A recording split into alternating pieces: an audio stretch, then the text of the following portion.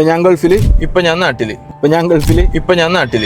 ഇത് അച്ചീവ് ചെയ്യണമെങ്കിൽ രണ്ട് കാര്യം. നമുക്ക് ജോഗ്രഫിക്കൽ ഫ്രീഡം വേണം, പിന്നെ നമുക്ക് ഫിനാൻഷ്യൽ ഫ്രീഡം വേണം. ഒരാൾക്ക് ഫിനാൻഷ്യൽ ഫ്രീഡം ആയി എന്ന് പറയണമെങ്കിൽ നിങ്ങൾ കോടീശ്വരനാണോ? വേണ്ട.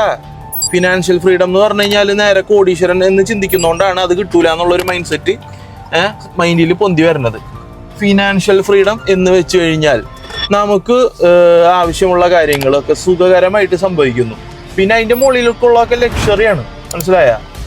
ലക്ഷറിക്കുള്ള ഫ്രീഡവും ഫിനാൻഷ്യൽ ഫ്രീഡവും വ്യത്യാസമുണ്ട്. നമ്മുടെ കാര്യങ്ങളൊക്കെ നടന്നു പോകണം, നമ്മുടെ വീട്ടുകാരൊക്കെ ഹാപ്പി ആയിരിക്കണം, നമുക്ക് സ്പെൻഡ് ചെയ്യാൻ ടൈം കിട്ടണം. ഇതാണ് ഫ്രീഡം.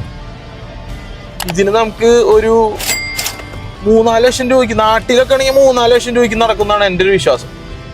ഗൾഫിലൊക്കെ ആകുമ്പോൾ നമുക്കൊരു 6-7 ലക്ഷം രൂപ നമുക്ക് മാസം ഒരു ഇൻകം ഉണ്ടെന്ന് തോന്നുകയാണെങ്കിൽ നമുക്ക് ഓക്കെയാണ്. അത്യാവശ്യം ഒരു കുഴപ്പമില്ലാത്ത ജീവിതം, വലിയ ടെൻഷനും പരിപാടികളൊന്നും ഇല്ലാണ്ട് സുഖമായിട്ട് നമുക്ക് നയിച്ചു പോവാം. അപ്പോൾ അതിനുള്ള പരിപാടി നോക്കണം. മനസ്സിലായ? ഇതിന് ഞാൻ ചെയ്യണത് ഓൺലൈൻ ബിസിനസ്സുകളാണ്. അതിൽ നല്ല സിസ്റ്റം വേറെ ഉണ്ടോയെന്ന് എനിക്കറിയില്ല. കാരണം റിയൽ ബിസിനസ്സാണ്. നമ്മൾക്ക് ഒരുപാട് പഠിക്കാനുണ്ട്.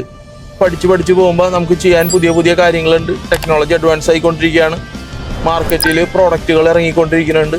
അപ്പോൾ പ്രോഡക്റ്റുകളൊക്കെ എടുത്ത് നമുക്ക് ചെയ്യാവുന്നതാണ്. നമ്മളുള്ളത് ഇന്ത്യയിലാണ്. ഇന്ത്യയിൽ എന്ന് പറയുമ്പോൾ വളരെ സ്ട്രോങ് ഇ-കൊമേഴ്സ് പ്ലാറ്റ്ഫോമുകളുണ്ട്. അതിന് പറ്റിയ കസ്റ്റമേഴ്സ് ഉണ്ട്. ഇ-കൊമേഴ്സ് കസ്റ്റമേഴ്സ് ഉണ്ട്. ഇപ്പോൾ നിലവിൽ ലോകമെമ്പാടും എത്താൻ പറ്റിയൊരു പ്ലാറ്റ്ഫോമാണ്. അപ്പോൾ ലോകത്തിൽ എവിടെ വേണമെങ്കിലും, ഇപ്പം ഞാൻ വിചാരിക്കണേ എനിക്ക് ഓക്കെ നാളെ എനിക്ക് ഇവിടെ ബിസിനസ് ചെയ്യണം, അതായത് ജപ്പാനിൽ ബിസിനസ് ചെയ്യണം.